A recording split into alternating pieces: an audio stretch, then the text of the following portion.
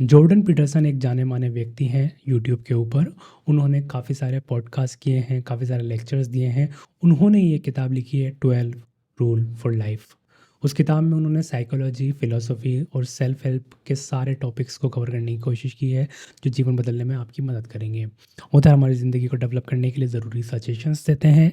इस किताब में हमें अपनी ज़िंदगी को मतलब और पर्पस समझने में मदद मिलेगी, जिससे हम अपने आप को सही डायरेक्शन में ले जाकर अपनी ज़िंदगी को सक्सेसफुल बना सकते हैं। तो चलिए सभी 12 रूल्स को एक-एक करके देखते हैं। रूल नंबर 1, अपने सीधे कंधों के साथ खड़े हों। अपने सीधे कंधों के साथ खड़े होने का मतलब है दुनिया के लिए खुद को खोलना। मतलब अपना सिर ऊपर, कंधे पीछे और एक फ़ौजी की तरह बहादुरी महसूस करें। साइकोलॉजी ने लंबे समय से माना है कि एक अच्छा पोस्चर मन की अच्छी पोजीशन बनाने में मदद करता है। अपने कंधों के साथ सीधे खड़े होना अपने जीवन की जिम्मेदारी को स्वीकार करना है। अच्छे पोस्चर एक्चुअली में हमारी उस हिम्मत के साथ जीने में मदद करता है जिसके साथ हम जीना चाहते हैं। ऑथर कहते हैं कि अच्छे कैरेक्टर वाले लोगों का पोस्चर अक्सर अच्छा होता है, और क्योंकि कैरेक्टर हमारे जीवन में बहुत ज़रूरी रोल निभाता है, इसलिए अभी से अच्छा पोस्चर बनाना शुरू करें। बिना वजह के ना झुकें, वही कहने की कोशिश करें जो आप सच में चाहते हैं। रूल नंबर 2, अपने आप के साथ ऐसा व्यवहार करें जैसे आप किसी की मदद करने के लिए ज़िम्मेदार हैं। ऑथर इसमें हमें लॉ ऑफ बाइबल के बारे में बताते हैं। अपने पड़ोसी से अपने समान प्यार करो। वह बताते हैं कि यह ऑर्डर हमारे पड़ोसियों की देखभाल करने के लिए उतना ही ज़रूरी है जितना कि यह खुद की देखभाल करने के लिए। इसलिए हम में से कोई दूसरे लोगों की मदद करने में खुद की मदद करने से ज़्यादा बेहतर होते हैं। एग्ज़ाम्पल के लिए, अगर आपको किसी बीमार जानवर को देखभाल करने के लिए कहा जाए, तो हम में से ज़्यादातर लोग हमारे लिए बनाए गए प्रोटोकॉल के मुताबिक अपनी समझदारी से उसका ध्यान से ख्याल रखेंगे। जानवर को जानवर के डॉक्टर के पास ले जाएंगे, वहाँ पर मौजूद रहेंगे और जानवरों की ज़रूरत की देखभाल के लिए हम हर संभव कोशिश करेंगे। लेकिन जब अपनी ज़रूरत की बात आती है तो कई लोग काफ़ी अटेंटिव हो जाते हैं और पुरानी बीमारी वाले लोगों को दी जाने वाली 50% दवा डॉक्टर के बताए गए अकॉर्डिंग नहीं ली जाती। ऑथर इस बारे में कहते हैं कि हम सभी रेस्पेक्टेड लाइफस्टाइल डिज़र्व करते हैं। आप बाकी लोगों के लिए जितने ज़रूरी हैं उतने ही खुद के लिए भी, इसलिए दूसरों के साथ साथ आप अपना भी ख्याल रखें, क्योंकि यही आपकी मोरल रिस्पॉन्सिबिलिटी है। रूल नंबर 3, ऐसे लोगों से दोस्ती करें जो आपके लिए अच्छा चाहते हैं।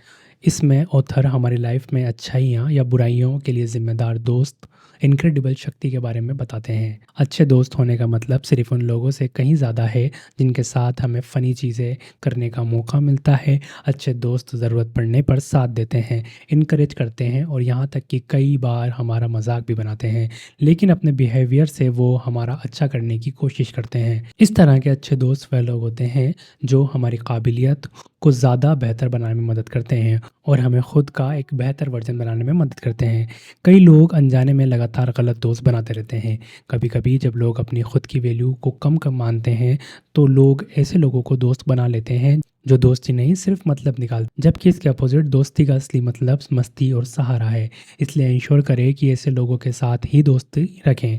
यह एक अच्छी बात है और इसमें से कोई भी सेल्फिश बात नहीं है कि आप ऐसे लोगों को ही दोस्त बनाएं जो आपके लिए अच्छे हैं। उनसे आपको बहुत कुछ सीखने को मिलता है, क्योंकि ऐसे दोस्त आपको कमज़ोर पड़ने पर बिखरने नहीं देते और आपको हमेशा आगे बढ़ने में मदद करते हैं।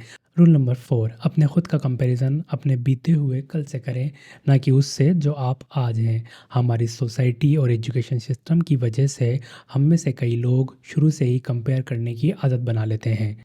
जब हम बहुत छोटे होते हैं तो सक्सेस और फेलियर के लिए अपने खुद के स्टैंडर्ड्स को जानने के लिए अपने साथियों या कंपटीटर्स को देखना शुरू कर देते हैं।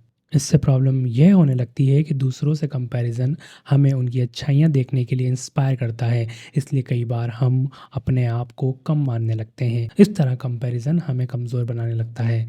कंपैरिजन तब बड़ी प्रॉब्लम बनने लगती है जब आप ये सोचने लगते हैं कि लोग आपसे बेहतर ही होंगे।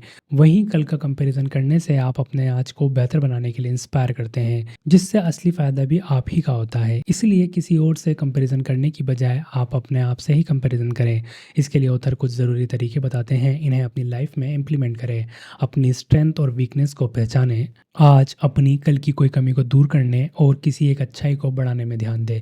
इससे आप अपने आपसे कंपैरिजन करना शुरू कर देंगे और फाइनली बेहतर बनते हुए आसानी से अपने गोल्स की तरफ बढ़ना शुरू कर देंगे। रूल नंबर 5, अपने बच्चों को कुछ भी ऐसा ना करने दें जिससे आप उन्हें नापसंद करें। ये रूल पेरेंटिंग के बारे में है। ये चैप्टर इस किताब का सबसे शॉकिंग चैप्टर है, क्योंकि इसमें ऑथर बहुत सी ऐसी बातें बताते हैं जो आज नॉर्थ अमेरिका में रेस्ट्रिक्टेड हो गई है। एग्जाम्पल के लिए, किसी भी पेरेंट को अपने बच्चे को फिजिकली हर्ट करने से मना करते हैं। उन मदर्स को ऐसा करने से मना करते हैं जो टीनेजर्स बच्चों की डिसरेस्पेक्ट करती हैं। वह अच्छी पेरेंटिंग के साथ साथ बुरी पेरेंटिंग के बारे में भी बताते हैं। अच्छी पेरेंटिंग का मतलब दोनों पेरेंट्स बच्चे को पालें। बुरी पेरेंटिंग में कोई एक पार्टनर दूसरे पार्टनर पर बच्चे को पालने की पूरी जिम्मेदारी डाल देता है। वे सजेस्ट करते हैं कि ऐसे लोग अच्छी पेरेंटिंग करते हैं ताकि सोसाइटी में पॉजिटिव योगदान देने वाले इंसानों की पेरेंटिंग अच्छी तरह से हो सके। ऑथर माता पिता को डिसिप्लिन बनाने के लिए इनकरेज करते हैं ताकि वो बच्चों को भी अच्छी तरह से डिसिप्लिन बिहेवियर सिखा सकते हैं। इसके अलावा वो कहते हैं कि माता पिता को दयालु और देखभाल करने वाला तो होना ही चाहिए। इसलिए सभी पेरेंट्स को इस बात को समझना चाहिए कि अगर आप अपने बच्चे को दूसरे के सामने डिसरेस्पेक्ट करेंगे तो बाकी लोग भी उनसे वैसा ही व्यवहार करने की कोशिश करेंगे जो शायद आपको अच्छा ना लगे। इसलिए अपने बच्चों को सिर्फ पेरेंट बनने के साथ साथ अच्छे दोस्त और एक टीचर बनने की भी कोशिश करें। रूल नंबर 6, दुनिया की बुराई करने से पहले अपने घर को सही करें। ऑथर इस चैप्टर के ज़रिए बताते हैं कि कुछ लोगों के लिए जीवन सच में बहुत मुश्किल है। दुनिया में बहुत कुछ गड़बड़ है, लेकिन इसके साथ साथ सारी चीज़ें ठीक भी हैं। ऑथर बताते हैं कि सभी महान लोगों ने अपने आप को बेहतर बनाने और दुनिया को कुछ अच्छा देने की कोशिश की। चैलेंजेस के बावजूद अपनी लाइफ को इम्पोर्टेंट बनाने के लिए उन्हें पार करके अपने गोल्स तक बढ़ने पर ध्यान दिया। इसलिए हमें उस तरह बनने के लिए ऐसा करना चाहिए। इसके लिए ज़रूरी टिप्स को अपनाएं, अपने काम की जिम्मेदारी लें और अपनी डिस्ट्रक्टिव आदतों को सपोर्टिव आदतों से बदलें। जो काम आपको गलत लगता है उसे अभी से करना बंद कर दें और अच्छे काम को करें, चाहे वो छोटा सा ही अच्छा काम क्यों ना हो। रूल नंबर 7, जो मीनिंगफुल है उसे फॉलो करें। इस चैप्टर में ऑथर कहते हैं कि दुख का सामना करने के लिए हम अक्सर खुशी का रास्ता ढूंढने के लिए अपने आसान रास्तों की तलाश करते हैं। कई बार ये रास्ता सही होता है लेकिन कई बार गलत। इसलिए ऐसी सिचुएशन में वो करें जो सही हो और जिसे करने से आपको अंदरूनी खुशी और सेटिस्फेक्शन का एहसास हो। इससे आप सही काम करते हुए अपनी प्रॉब्लम को सॉल्व कर सकेंगे। जीवन में खुशी और किसी गोल तक पहुंचने का एक रास्ता है, सेक्रीफाइस। सेक्रीफाइस भविष्य को बेहतर बनाता है, इसलिए दूसरों की खुशी और अपने गोल्स के लिए ज़रूरी सेक्रीफाइस करने से घबराएं नहीं, क्योंकि भले ही सही चीज़ शुरू में मुश्किल लगे लेकिन वो जीवन को काफ़ी खुशहाल और आसान बना देती है। रूल नंबर 8, सच बोलें या कम से कम झूठ ना बोलें। यह चैप्टर ऑथर के अपने स्कूल में क्लिनिकल साइकोलॉजी की स्टडी करते समय शुरू होता है, जब एक यंग पेशेंट ने उनसे एक सवाल पूछा जिसका जवाब वह नहीं देना चाहते थे, क्योंकि उससे उस पेशेंट की भावनाओं को ठेस पहुंच सकती थी। ऑथर झूठ बोलना नहीं चाह रहे थे और सच बताने से पेशेंट दुखी हो सकता था। इसलिए उन्होंने एक तरीका सोचा और जितना सच ज़रूरी था उतना बता दिया। फिर उनकी अच्छाइयों के बारे में बात करने लगे। इससे पेशेंट को जवाब भी मिल गया और ऑथर ने सच्चाई के साथ अपनी बात भी कह दी। ज़्यादातर लोग कई बार अपने आप से छोटे छोटे झूठ बोलना स्टार्ट कर देते हैं और एक्चुअल में ज़्यादातर समय हम शायद यह महसूस भी नहीं करते या स्वीकार नहीं करते कि हम ऐसा कर रहे हैं। लेकिन सबसे बड़ा झूठ वही होता है जो हम अपने आप से कहें लेकिन स्वीकार न करें, क्योंकि बेईमानी हमारे और दूसरों के लिए बहुत नुकसानदायक होती है। जब हम झूठ बोलते हैं तो अनजाने में हम अपने कैरेक्टर को कमज़ोर बना रहे होते हैं। इसलिए अपने कैरेक्टर को मजबूत बनाने के लिए सबसे पहले सच को पहचानें, स्वीकार करें और बोलना शुरू करें।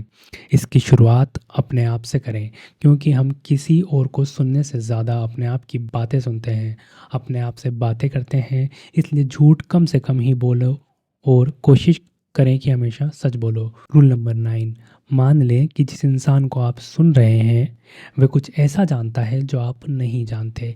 इसमें ऑथर एक्चुअली बातचीत के बीच ज़रूरी अंतर के बारे में बताते हैं। अच्छी बातचीत वो होती है जब आप दूसरों से बात करते समय टू वे कन्वर्सेशन करें, एक्सप्रेशन का इस्तेमाल करें और इसके साथ साथ दूसरे इंसान को सुनने और समझने की भी कोशिश करें। किसी भी अच्छे रिश्ते को चलाने के लिए दिल और व्यवहार से ईमानदार रहना ज़रूरी होता है। इसलिए अपनी बात को दूसरे के बीच वैल्यूएबल बनाने के लिए इस तरीके का इस्तेमाल करें। इसके अलावा जैसा कि हम जानते हैं कि हर किसी की अपनी सोच और नज़रिया पर्पस होता है। ऐसे में हम उन्हें समझकर एक साथ आगे बढ़ने का तरीका के बारे में विचार करना चाहिए। ऐसा करके आप हर किसी से कुछ नया जान सकेंगे, सीख सकेंगे और दूसरों के साथ अच्छे रिलेशन बनाने में भी काफ़ी मदद मिलेगी। ऐसे डिस्कशंस जहाँ दोनों लोग बोलने और सुनने के लिए तैयार होते हैं, वहाँ वो अपने थॉट्स को अच्छे से एक दूसरे को बता सकते हैं। इसका मतलब अच्छी कम्युनिकेशन अपनी बेहतर ज़िंदगी और दूसरों के साथ अच्छे रिश्ते बनाने की अच्छी टेक्निक है। शुरुआत बातों से ही होती है, इसलिए अगर आप किसी से खुल के बात कर सकते हैं तो आप अपने थॉट्स उन्हें अच्छे से समझा भी सकते हैं। रूल नंबर 10, अपनी बातों में साफ रहें। इस चैप्टर में ऑथर फोकस के साथ अच्छे कम्युनिकेशंस के बारे में बताते हैं, हमारे परसेप्शंस सर्कमस्टेंसेस के बारे में अवेयर होने के लिए इंस्पायर करते हैं। हम किसी भी सिचुएशन में हर समय पूरी सिचुएशन को शायद ही समझ पाएँ। वास्तव में हम सिर्फ वही समझते हैं जो अपनी सेंस से एक्सपीरियंस करते हैं। हम हमेशा अपने आसपास की चीज़ों और लोगों की वैल्यू डिसाइड करने की कोशिश करते हैं। जब अच्छी सिचुएशन में नहीं होते हैं तो हमारी सबसे पसंद की चीज़ भी हमारे लिए कुछ मायने नहीं रखती। लेकिन इसके बावजूद हमें उम्मीद रखकर हर बुरी सिचुएशन में कुछ अच्छा पॉसिबल ढूंढना चाहिए, क्योंकि नेगेटिव कंडीशंस भी कई बार हमारी ज़िंदगी में कुछ नया और अच्छा रास्ता बनाने के लिए एक अच्छा मौका साबित हो सकती है। इसलिए निराशा की सिचुएशन का सामना करने पर हमें नेगेटिव चीज़ों को अवॉइड करते हुए पॉजिटिव और काम की चीज़ों पर फोकस करना चाहिए। इसलिए कॉन्फिडेंट रहें और हर चीज़ का सामना करें। रूल नंबर 11, स्केटबोर्डिंग करते समय बच्चों को तंग ना करें। पीटरसन इसे एक ऐसे शहर की कहानी से शुरू करते हैं जहां एडमिनिस्ट्रेशन ने स्केटबोर्ड्स को स्केट करने की जगह से हटा दिया। पीटरसन मानते हैं कि वो किसी भी बेस पर किया गया भेदभाव हमारी दुनिया में कहीं ना कहीं प्रॉब्लम क्रिएट करता है। हर संस्कृति में बनाए गए नियम लोगों के फ़ायदे के लिए ही बनाए गए थे। इसलिए किसी भी लिंग या जाति जैसे मुद्दों पर बेस्ड नियमों को ख़त्म करके समानता वाले नियमों को बनाना चाहिए जो काबिलियत को प्राथमिकता देते हैं, क्योंकि लिंग या जाति से बनाए गए नियम नाइंसाफ़ी करते हैं, चाहे वो किसी के साथ भी हो। इस बारे में वो आगे बताते हैं कि बिना देखे किसी की ताकत का अंदाज़ा अचानक से ही नहीं लगाना चाहिए, क्योंकि बिना मुकाबला किए आप फैसला नहीं कर सकते कि कोई कितना ताकतवर है और वो हमारे लिए कैसा फ़ायदेमंद साबित हो सकता है। रूल नंबर 12, जब आप सड़क पर किसी बिल्ली से मिलते हैं तो उसे पालें। हर दिन कम से कम दिन में 3 अच्छी चीज़ें करने की कोशिश करें, चाहे वो सड़क पर दिखी बिल्ली को खाना खिलाना हो, उसे पालना हो, ऑफिस में अपने स्टाफ में किसी को सपोर्ट करना हो या फैमिली मेम्बर को अच्छा महसूस करवाना। इससे आपको इंटरनल सेटिस्फेक्शन मिलेगी और इस तरह आप हर दिन बेहतर बनते जाएंगे। तो दोस्तों, 12 रूल फॉर लाइफ किताब में हमने ये समझा कि कैसे हमारी ज़िंदगी छोटे से बड़ी चीज़ों तो दोस्तों 12 रूल फॉर लाइफ की किताब में हमने ये समझा कि कैसे हमारी ज़िंदगी की छोटी से बड़ी चीज़ें हमारी ज़िंदगी को अफेक्ट करती है। अगर आपको वीडियो अच्छी लगी तो आप चैनल को सब्सक्राइब कीजिए और मिलते हैं नेक्स्ट वीडियो में।